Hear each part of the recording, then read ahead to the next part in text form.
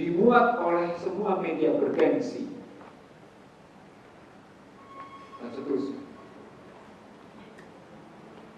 Halo, kemarin mereka baru pertemuan di Washington, ASEAN US Summit. Saya sudah tulis dulu di sini. 15 Februari 2016, hal itu dilakukan juga oleh ASEAN. Apa artinya? Pertemuan kemarin di Washington, ASEAN US Summit. Artinya apa? Amerika sedang mempertahankan cengkeramannya di ASEAN. Saya sudah tulis dulu itu ya. 15 Februari 2016 mereka laksanakan itu. ASEAN US Summit. Tapi poinnya ini, Trans-Pacific Partnership namanya. Trans-Pacific Partnership. Makanya saya menyebutnya sebagai ya, Global Corporate Group, kudeta korporasi global.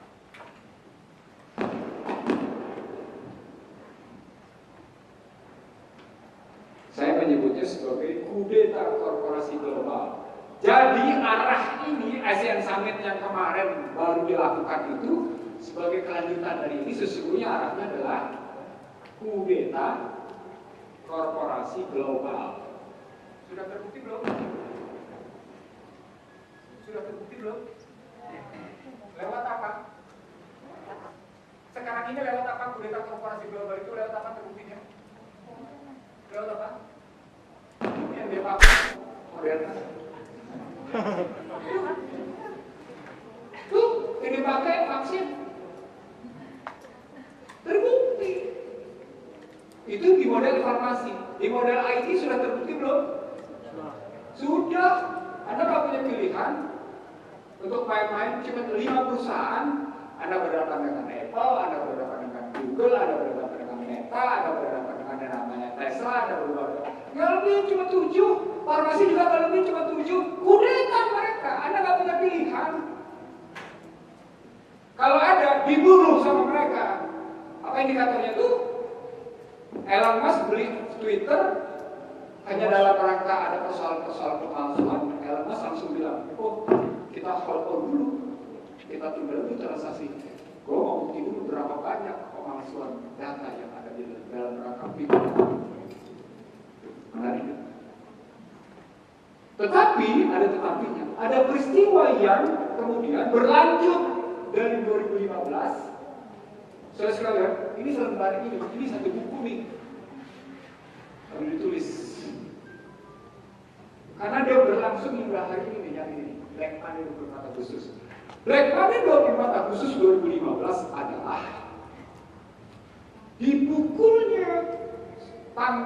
dipukulnya pasar saham Shanghai yang tujuannya memukul nilai tukar Cina dan cadangan devisa Cina. Tapi di Shanghai ternyata yang lain bukan hanya Cina. Memang sejumlah konglomerat kepukul habis-habisan. Hanya dalam hitungan 2-3 jam kekayaannya ambruk triliunan yuan. Renminbi ambruk triliunan bukan ratus miliar. Dipukul habis-habisan. Tapi negaranya tak tertekan. Apa indikatornya? Cadangan devisanya berkurang sedikit. Surat utangnya dari 1,4 triliun US dollar cuma berkurang menjadi 1,1 triliun US dollar. Tapi ada yang sakit. Yang sakit Rusia. Karena sejumlah konglomeratnya bermain di Shanghai, terkena si Rusia. Rubelnya kena 50%. Jatuh rubelnya. Yang paling dahsyatnya lagi, transaksi merchant to merchantnya, transaksi antara warung sama warung dengan pembeli dikunci. Kenapa? Karena Visa dan Master nggak bisa digunakan. Belajar dari peristiwa itu lewat perang Ukraina, mereka bilang, oke, kata Rusia sama Cina. Makanya si Bang panjang presentasi saya di sini. Oke, kata Cina Rusia. Saya tidak gunakan lagi Swift code. Apa artinya?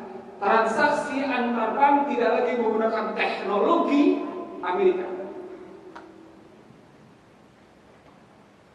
Yang kedua, saya nggak mau pakai dolar.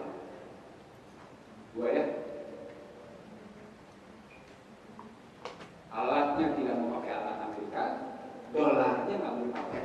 Yang ketiga, masyarakat tidak lagi menggunakan Visa dan Master, tapi menggunakan Union Pay. Cina punya transaksi sendiri, Rusia punya transaksi sendiri di sistem pembayarannya. Apa artinya? Perang Ukraina bukan sekedar perang alutsista, bukan sekedar invasi. Itu perang di sana. Apa itu di sana? Satelit.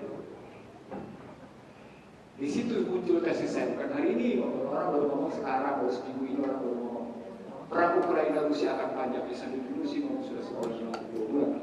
Ini perang akan panjang karena melibatkan satelit. Mau ngalahkan atau kira-kira? Kan Ukraina belakangnya NATO kan? Oke, mau ngalahkan kira-kira? Enggak. Sekarang saya tanya balik, Rusia ini mau ngalahkan? Enggak. Tambah panjang kalau begitu. Nah, ini di era Obama. Begini hasil. Inilah perang. Perang perdagangan, perang nilai tukar, perang ICT, cyber war yang sekarang. Naikin sedikit kan? Atasnya sedikit. Nah, terus. Oh, perang ekonomi.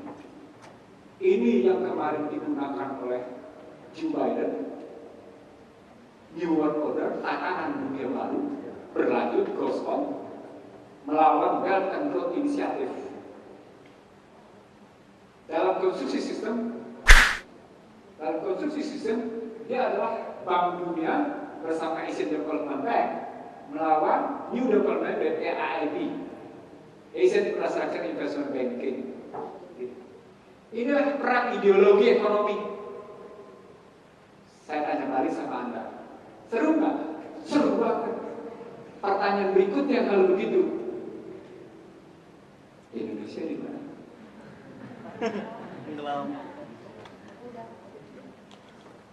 Dari situasi yang kayak gini, Indonesia di mana nih? Retno Marsudi, kebetulan istrinya teman saya, Marsudi, rektor Perbanas. Itu kira-kira kayak gimana cara berpikirnya? Karena kata kuncinya ada di beberapa kementerian, Menteri Perekonomian, Menteri Luar Negeri, Menteri Pertahanan. Kira-kira jawabnya kayak apa? Ini situasi sesungguhnya tidak sesederhana cerita ini. Saya cuma menyederhanakannya menjadi model begini. Kalau ini krisis 2011, dia menjadi krisis 2020. Kalau berpindahnya menjadi tidak kelihatan di sini.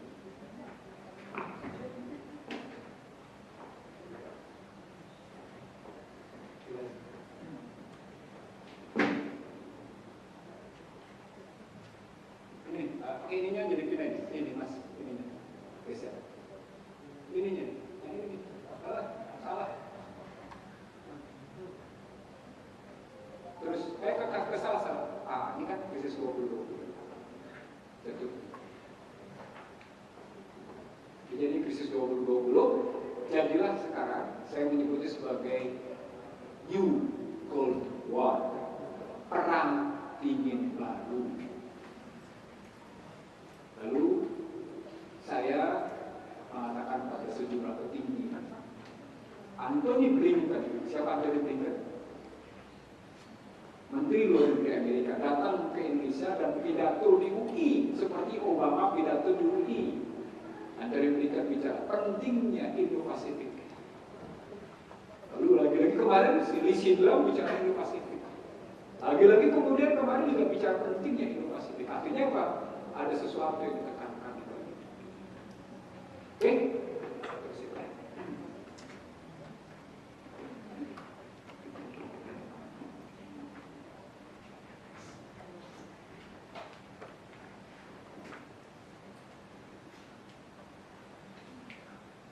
Teman-teman sekalian, Mas masuk ke gambar berikutnya.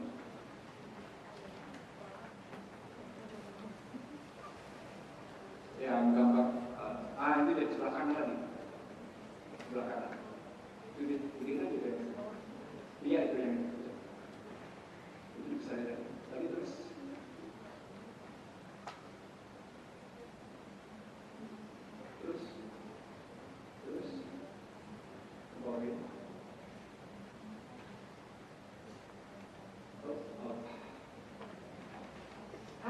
menyebut situasi ini, nah tokoh Harvardnya namanya Daron Acemoglu, menyebutnya sebagai quadripolar, segi empat, polarisasi persegi empat. Polarisasi persegi empat itu begitu. Saya bilang bukan, tapi persegi delapan. Terutama setelah Taliban, kan muncul di situ tuh Afgan Taliban keluar. Turkinya bertahan, Turkinya mainnya cantik. Sementara Rusia dan Cina bergabung, ikut Korea Utara, ikut Iran. Persegi delapan gitu. Melawan Amerika dengan sekutunya, kali ini NATO. Pertanyaan, kenapa sampai Rusia kayak gitu? Sederhana. Karena NATO membangun benteng pertahanan dan perlawanan justru di terasnya Rusia, Ukraina. Itu poinnya. Sama seperti ada musuh Anda, gitu ya, musuh bebuyutan Anda, membangun benteng pertahanan di halaman Anda. Contohnya itu begitu. Ini bukan dokumen saya, ini dokumennya mereka. 2018. National Defense Strategy of US. Saya ulang ya, ini bukan dokumen saya, ini dokumen mereka. Summary of the National Defense Strategy of US 2018. Saudara-saudara, dokumen ini yang saya pakai ketika Habib Rizik pulang dari Mekah untuk menunjuk situasi Indonesia. Ini menarik kalau bikin analisis militer. Cuma terkadang kebanyakan para ulama besar, para kiai besar, tapi besarnya dia tidak paham.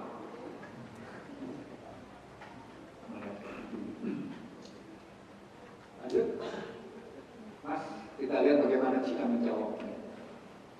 Cina menjawab dengan Rusia sudah dijawab dengan itu, Cina menjawabnya. Terus ke bawah. Nah, itu dia bilang, kita lewatin ya, terus Anda kamu dapetin aja bahannya, terus saya lewatin, terus stop. Itu yang di sebelah kiri, itu studinya tidak sembarangan. Besarin masnya sebelah di bawah, ya itu besarin. Cuma 2 slide itu yang akan menjadi kata kunci untuk melihat bagaimana yang seperti saya bilang tadi, cara pandang Al-Quran dan hadis melihat situasi. Saya ulang, cara pandang Al-Quran dan hadis melihat situasi, lalu bagaimana seharusnya umat Islam berbuat, bersikap. Seperti tergagap-gagapnya umat Islam menghadapi vaksin dan COVID, sehingga kebanyakan penganutnya malah mengikuti protokol-protokol Yahudi, ketimbang protokol Rasulullah.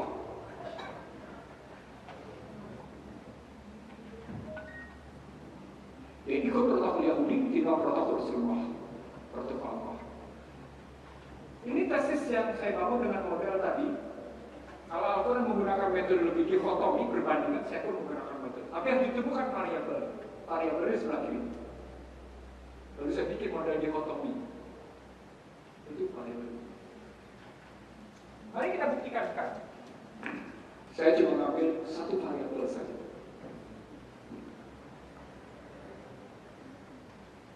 Karena variabel satu ini saja panjang.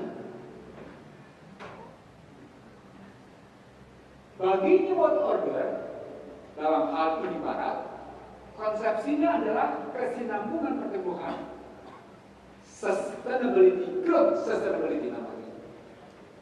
Kalau pakai bahasa keren mereka, growth sustainability. Pertanyaan besarnya, yang sustainable tumbuh itu siapa? Kenapa pertanyaan siapa? Karena pertanyaan berikutnya adalah, untuk bisa menjadi growth sustainable, pertumbuhan itu satu kesinambungan pertumbuhan, kalian harus utang, kalian harus menerima investasi asing, kalian harus impor, sama seperti kita impor minyak, sama seperti kita impor pangan, sama seperti kita impor investasi, sama seperti yang dilakukan oleh Sri Mulyani, minjem utang. Maka saya bilang, investasi asing dan utang luar negeri serta perdagangan bebas adalah 5 I. I pertama, invasi. Soal itu Anda tidak akan pernah dengar kuliah kayak gini di sekolah, di Fakultas Hubungan Internasional manapun, kami temuan saya.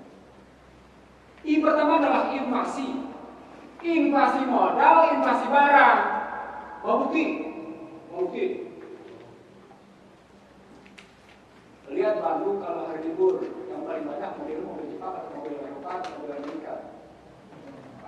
Apa? Artinya apa? Ruang publiknya diisi oleh siapa berarti? Ulang, ruang publiknya diisi oleh siapa berarti?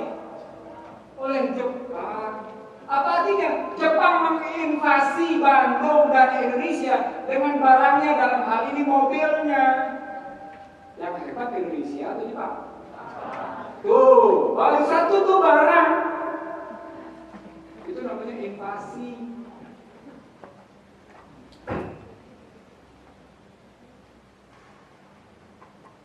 Saya ngomong kayak gini, nggak bisa Jepang bereaksi. Karena saya ngomong nggak sekarang. Diundang saya oleh duta besar Jepang sekali, 2 kali, 3 kali, 4 kali, 5 kali baru saya ngomongin karena baruin aja kita dengar. Saya bilang Anda tidak fair karena melalui utang luar negeri dan investasi asing Anda menguasai moda transportasi darat. Jembatanlah, jalananlah. Loh, Anda kasih pinjaman untuk bikin jembatan, Anda kasih pinjaman untuk bikin jalan, Anda kasih untuk fasilitas moda darat. Tujuannya dalam rangka memperluas pangsa pasar mobil Anda kok. Loh ya kan? Dengan begitu kita mobil makin banyak mengisi ruang publik kita, kan begitu kan? Dia gitu. Ngomongnya di Grand Hyatt, Kritikon sambil melihat air muncrat di air. Ngomongnya di situ. Tiba-tiba ada mobil. Oke. Rider. Dia balas saya cuma sebagai, pejabatannya kayak gitu. Dahsyat kan? Dia patahin argumentasi saya dari cuma gitu. Pejabatannya kayak gitu. Wih, sepenggal kalimat itu tapi dalamnya luar biasa. Luar biasa. Saya bilang ya, memang kami harus lebih belajar. Saya jawab saya, memang kami harus lebih konsisten. Saya harus akui lebih banyak pengkhianat daripada pejuang konstitusi. Itu kalimat saya. Lebih banyak pengkhianat. Dalam bahasa lain sesungguhnya pertumbuhan itu bukan ya sudahlah, untuk Anda tidak akan pernah naik kelas Anda biasa-biasa aja. Tapi saya menentukan, itulah duit riset. Udahlah Anda boleh naik kelas, tapi gue yang nentuin. Caranya gimana? Gue yang kontrol loh. Gimana cara gue kontrol? Lo pakai aja HP. Supaya HP-nya pakai, ganti HP lo jangan 4G lagi, 5G mah. Saya tanya sekarang sama Anda, kenapa mesti 5G? Lebih cepat kemana? Terusin, analisis lebih cepat kemana? No. Bagi Anda yang sudah divaksin, terkoneksi lebih cepat, teridentifikasi kok. Siapa namanya? Terkoneksi lebih cepat, ya. Dengan HP masuk ke BTS masuk ke satu. Oh, Anda sedang ada di Pusdai. Oh, ini saya. Artinya kalau pakai cara berpikir si Yahudi tadi, si Yudah Noval Hariri tadi, ya, kalau pakai berpikir si Hariri tadi, gitu ya, Anda betul-betul dikontrol. Jadi kontrol Anda bukan cuma sekedar Anda ada di mana, dikontrol juga ini, dikontrol ini juga. Kenapa dikontrol ini bisa dikontrol? Kenapa tahu? Karena vaksin yang sudah masuk ke bentuk nanochip ketemu dengannya namanya HP, dia memberi informasi tentang frekuensi Anda. Ini kan punya frekuensi kan? Betul. Ini punya frekuensi, betul. Kebaca frekuensinya, bikin cemas, masukin cemas. Terus ada informasi. Ya, saya ngomong bukan bercanda ini. Ini perang paling gila ini.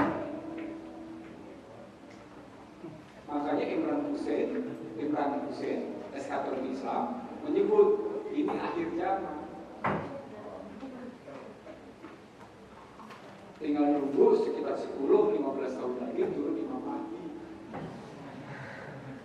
Kalau saya memperkirakan sekitar 15 tahun. 2035 ketika Cina langsung head-to-head secara keras. Karena dalam dokumen yang saya punya 23, 50, 40 itu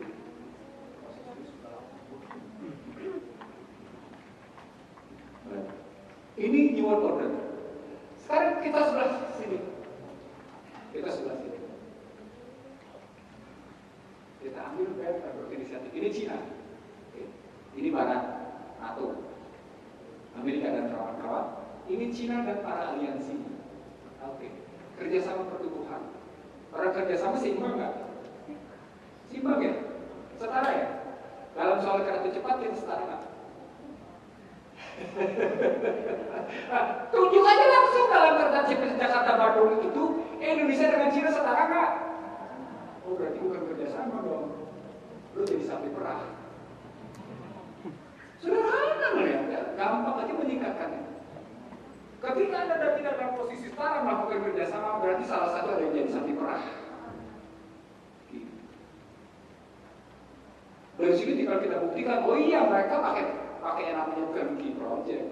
Muncullah kasus Afrika, muncullah kasus Sri Lanka yang Anda baca semua di dunia itu. Kayak gitu. Oke? Kalau sudah kayak gitu, bagaimana mengatasinya? Mengatasi oleh Mahathir musuh. Bagaimana Mahathir membatalkan? Dan Mahathir hebatnya membatalkannya bukan mengundang Cina ke Kuala Lumpur atau ke Putrajaya. Mahathir datang ke Beijing. Ya tanpa orang. Saya ingin batal. Kemarin dia jatuhkan Najib, lalu datang ke Beijing dan dia batalkan. Saya kira itu salah satu fenomena Melayu yang dahsyat di dunia, sehingga dia pun disegani oleh Barat. Terus itu mas, itu resolusi 2014 bukan baru deh. So, itu mas, sebelah kanan, sebelahnya. Saya mau masuk yang sebelah kanan. Besarin lagi mas, besarin lagi. Ini dia situasi mutakhir.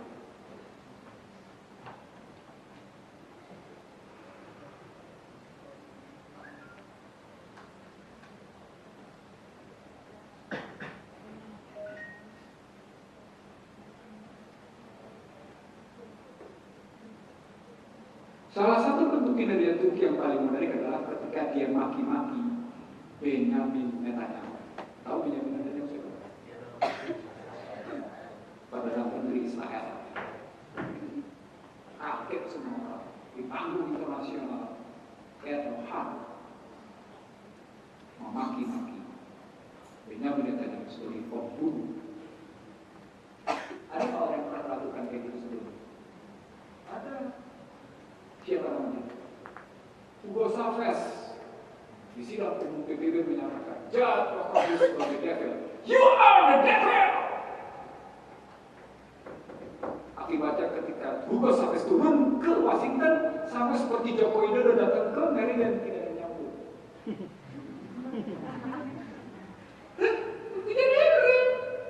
Joko Widodo tidak nyambut kecuali protokol AS. Tidak ada Kementerian Luar Negeri, tidak ada Kementerian Perdagangan, tidak ada Kementerian Keuangan, tidak ada Menteri Pertahanan, tidak juga Wakil Presiden, tidak juga Presiden. Yang datang protokol, apa protokol sama di mana Pak? Janitor. Tahu janitor? Nanti masuk ya, materinya di janitor belakangan. Turki menunjukkan itu, parah nih si Amerika. Kabur nggak? Erdogan ketika Amerika marah? Enggak tuh, dia datangnya ke Washington. Dia datangnya cipika-cipiki, tapi dia tidak ngomongin soal maki-maki si Benjamin Netanyahu. Itu hebatnya kan. Marah lagi yang namanya NATO. Kenapa? Karena Turki membeli SS-24 rudal. Wah, marah lagi. Dia datangnya mati. Saya punya kepentingan untuk menjaga. Gak usah khawatir, saya tetap bagian dari NATO. Iya kan? Itu kinerja Erdogan.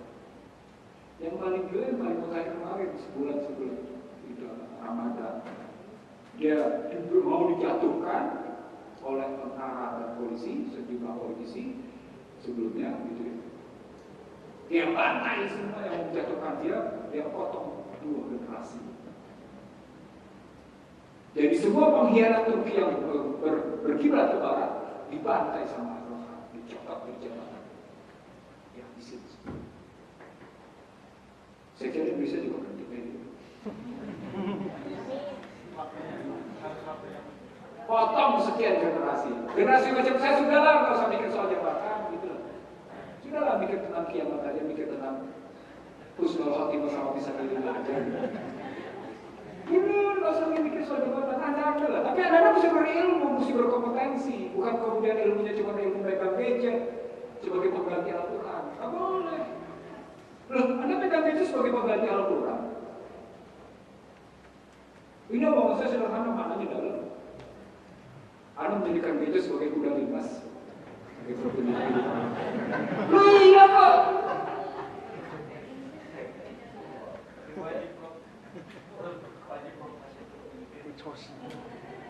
Jadi kalau kita lihat dalam konstruksi begitu gitu ya, maka terakhir ketika dia mau dipukul oleh Barat dengan cara dilakukan, dia copot dulu Menteri Keuangan yang pro Washington, dia copot Menteri Keuangan, dia pukul. Lalu kepada masyarakat Turki yang mau membeli dolar, dia bilang, "Hei warga negara Turki, Anda tidak perlu membeli dolar, silakan Anda pergi membeli lira, menembak lira. Berapa keuntungan yang Anda raih dalam rangka Anda memiliki dolar? Katakan sekarang sekian, maka negara akan mengganti keuntungan itu pada Anda. Sebutkan rekening Anda dan berapa Anda punya dolar." Dia tantang rakyat. Berani nggak kira-kira rakyat? Nggak mau. Karena saat itu sebetulnya bukan dikutik soal berapa keuntungannya, tapi dikutik soal pembelaan terhadap Turki. Di situ digeser tuh. Kalau perhatikan baik-baik di permainan Erdogan cerdas kan? Dia geser dari materialisme ke dalam spiritualisme, tapi spiritualisme kebanggaan sebagai bangsa Turki. Ketemu teori dasarnya, uang angka adalah persepsi. Print money is perception. Ketemu teori dasarnya modern monetary theory yang membantai neoliberal. Di sini ketemu sumber barat menjajah dunia.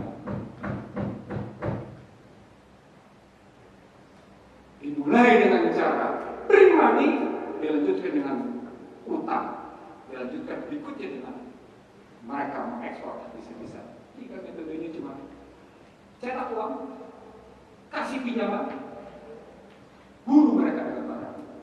Untuk bisa melakukan itu semua, ciptakan rasa ketakutan sehingga Anda membeli perlindungan.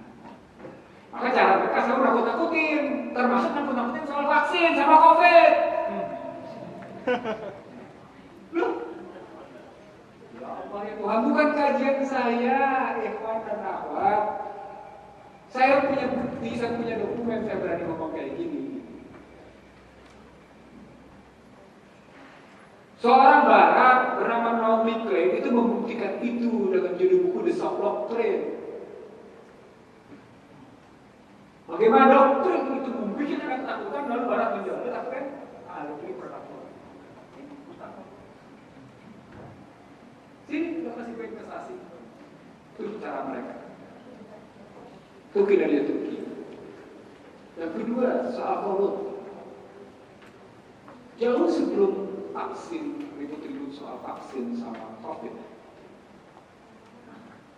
di bawah pengaruh pertarungan Donald Trump dan tergopoh-gopoh ngomongin Kim Jong Un di Singapura,